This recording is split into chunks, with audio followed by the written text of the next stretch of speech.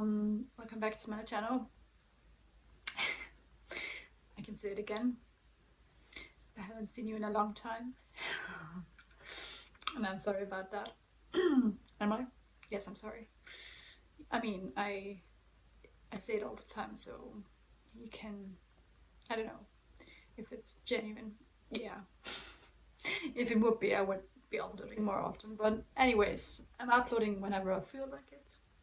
And I have no pressure, and that's how it should be. I mean, yeah, I suppose.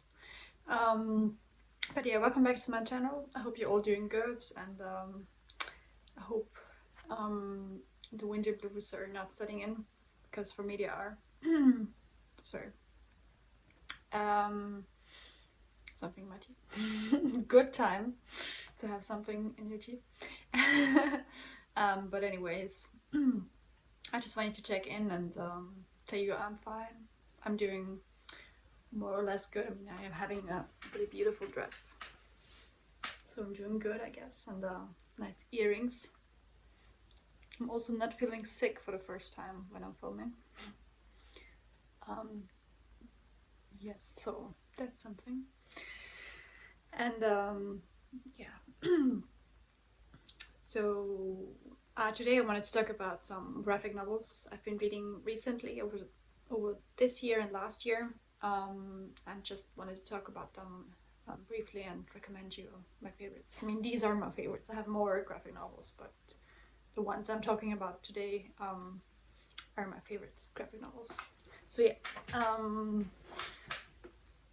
I will start by categorizing two of them into vampire graphic novels. And those are these two. Just a second. Fangs and graphic novel of Interview with the Vampire in German, which is the classic Anne Rice novel. I think I've talked about it on this channel before. Definitely. Or I think I've talked about this graphic novel particularly. It's great. It's quite gruesome though, sometimes.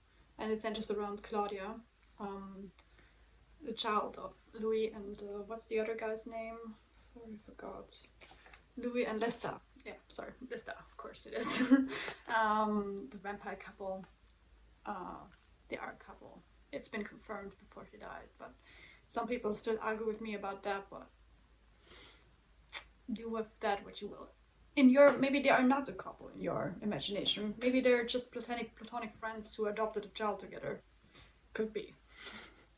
Over decades, I mean, we've been together over decades and long for each other, but it's just never, like, there's not a scene with a kiss, but yes, it's hinted at, and she confirmed it in an interview, so. Anyways, before I'm getting off topic too much, this is one of my favorites. A cat in the background. One of my favorite graphic novels, because it's from my favorite book series, like the Interview with the Vampire books. So yeah. Okay. It's drawn in like not really manga style, but like with big eyes and kind of similar like the puppet eyes in that case. Really nice. Like sometimes, like I said, a bit gruesome. So maybe be aware of that before you read it, if you read it, and trigger warnings for basically everything, like violence, yeah, vampires. That's all I'm gonna say. And the second vampire graphic novel I'm gonna recommend couldn't be more different. It's Fangs by Sarah Anderson. One friend of mine told me that she read another book by that author, and I couldn't be more happy because it's a great author, and also kudos to your taste. Yeah, that's just the complete opposite of Interview with a Vampire. It's wholesome and like funny, and yeah, it's about a vampire. That's why I have it in the same category as this one. A vampire woman who's in love with a werewolf, and it's as crazy as it sounds. I talked about it before in this channel too, but just like, yeah, Can I show you?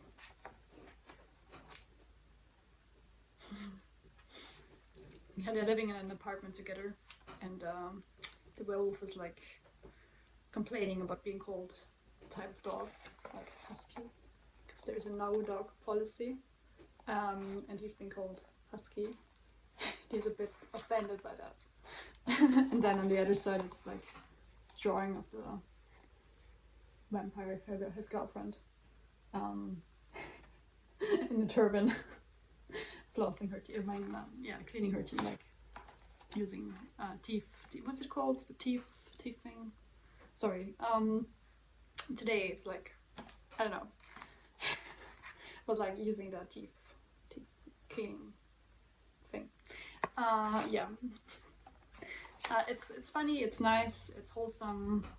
It's not scary at all. So if you want to have something nice and easy, Thanks by Sarah Anderson. It's short and it has like I think it's the general version. Has this like black edges, which is very nice. Also like this cover. Oh, is that what was the signature? But still, we want your love. And it's crossed out and it's blood. I want your blood. Yeah, it's really nice, really fun. Like a funny love story. Yeah. Moving on, I'm talking about another fantasy-ish, not really gothic, but like fantasy graphic novel. And that's some graphic novel that's been talked about a lot recently on some other booktubers channels, and great. I loved it, so that's great. And it's The Demon in the Woods by Lee Bardugo. Yes. There's a hardcover version, and I really want that one, but I have the softcover one, and it's nice too. It's like if you know Lee Bardugo, it's the author of Shadow and Bone, fantasy series, which has been turned into a TV show really successfully, and I loved it. And this is one of the characters' backstory, the Darkling. Some call it an origin story, and that's kind of an origin story, but it's not really complete. It's not like all of his origin, like the whole story, but it's like a short story about his upbringing and his mother, and how he became kind of ruthless. He's a bad guy, and I loved him in the TV show and the books. I actually watched the book. Sorry, I watched the books. What? I read the books before I watched the TV show. And just because I heard about the TV show, I was really late to the hype, and I heard about the TV show before it came out. Like I think half a year before it came out, and was just like, what's this? Like, sounds interesting. The trailer is nice. It's like, why have I never heard of this? And then I read the books, and it turned out that it was like a whole series, and like really popular. And I was like, what? Did I live on the rock? Where's my rock? What? But yeah, that's me and Shadow and Bone, and I loved it. I loved Shadow and Bone, and like I want to read Six of Crows too, because like obviously I do. It's like the other series by Lee Bardugo, and it's been called better. Like, not called, but like it's been, there's some people say it's the better series, and I'm like, really? I love Shadow and Bone, but maybe I don't know. It's Shadow and Bone is like YA, and it's a bit basic. So if you're not into that, then maybe no. Sorry, but back to this graphic novel, The Demon in the Wood. That's actually a short story. Like it was a short story and turned into a graphic novel about Lurkling. Look at it. He's like, he kind of reminds me of Danny Phantom in a way. The drawing style, but that's just me, I think. Anyways, but yeah, it's like really interesting, really nice, like fantasy. It's drawn a bit sloppy at times, though. That's something I'm gonna say. But the ending is worth it. Like the story and the ending is like, I'm not gonna spoil anything, but it's like really intense. Just gonna say that. So if you like fantasy, this is your pick. The Demon in the Woods. You can tell me in the comments below after the video if I'm rambling on, because today I feel like rambling, I don't know, for hours. After the video, you can tell me which one ones you would pick up, which ones you're reading, if any. Yes. Or if you're reading any graphic novels or mangas or anime at the time, then tell me. I'm always here for your thoughts and prayers, no? Thoughts and prayers. Sorry, I'm feeling, I don't know, yeah, odd. It's not April's Fool's Day, or not a full moon, but I'm just happy I'm uploading a video after a month. So yes, go me. And the next one, I've been loving and reading last year, not recently, but last year, I think even 2 years ago, I think the year before last year, so last 2 years ago. And that was a graphic novel about like daily life and like LGBT, and it's my lesbian experience with loneliness. Covers like YouTube will be like, oh, god damn, get it away from me, it's nudity. No, it's really wholesome. It's about a lesbian, and it's like her experiences with sex and like her sexual experiences or lack thereof. So, and it's like she's like a bit insecure, and she finds someone who helps her get over that insecurity, and it's like really nice. And yeah, she comes to terms with her sexuality more and her body, because she's insecure with her body. Can't speak. She's insecure with her body. Sorry, I'm making like weird faces and weird noises, so calm, breathe. Yeah, but it's been good. It's like I'm just excited, so that's why I'm making faces. But this is that. And it's also drawn in this like pink and black style, which is nice and not usual. Like you don't see that usually. It's like really funny too. I can't really explain it. You have to read it. It's one of my I think most favorite graphic novels of all time, because it's like really so funny. So just take it from me. It's not really. It's a manga of sorts, not really a graphic novel. So if you're more into mangas, that would be your pick. If it's not if you don't like that topic, or if you're not interested in it, then it's fine. It's like, of course it's fine. But like, but yeah, then I wouldn't recommend it, of course. But I do, and I loved it. So it's wholesome. There you go. The next one I'm recommending is a graphic novel that's not wholesome. That's like a bit shocking at times, but actually really important. That's The Lions of Baghdad, and it's about, wow, look at this cover. I think I've talked about it before, so I'm gonna keep it brief if I can, if I can ever keep it brief. But like, it's about lions who escaped a zoo in Baghdad, which has been bombed, and they escape. Like there.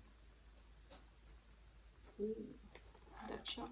And the drawings are crazy good. Like really impressive. But it's like, it's like tragic. It's they're escaping for a while, and then it gets tragic, and I'm not gonna spoil anything. But it's like really, like, it's an adventure, but also it's based on a true story.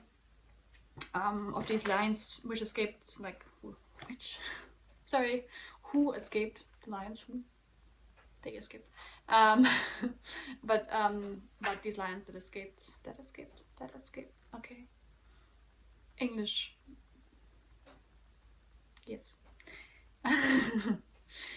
Yes, no, Marlboro. That's what my dad used to say. Like, if you can't speak English, then just say yes, no, Marlboro, which makes some sense in my head, but probably not in yours. Yes, no, Marlboro. Marlboro, like the cigarette pack, obviously, but like, just gotta say that if it's not clear. Anyways, yes, like, it's based on a true story, and it's about these 3 lions that escaped the zoo in Baghdad, and yes, they meet a bear on the road, and like fight the bear, and it's really nice. It's like a lion family, and yeah, if you want to know what happens, you have to read it. If you know the story, the original, like the true story, then this is not really that far off the script. But yeah, it just shows you like how tragic war is and how unnecessary. And yeah, I loved it. I can't say I loved it because it's like that serious. It's like a serious topic, but I appreciate the story for what it is. Like I appreciate the message behind it, if that makes sense. Yes. So, The Lions of Baghdad by Brian K. Vaughan. I promised I kept it brief, so I'm just gonna say like I said that before, but and another guy, like another author, like they're really popular, like really impressive authors, and I think movie directors too. So there you go. That's The Lions of Baghdad. Next. Next and last, finally.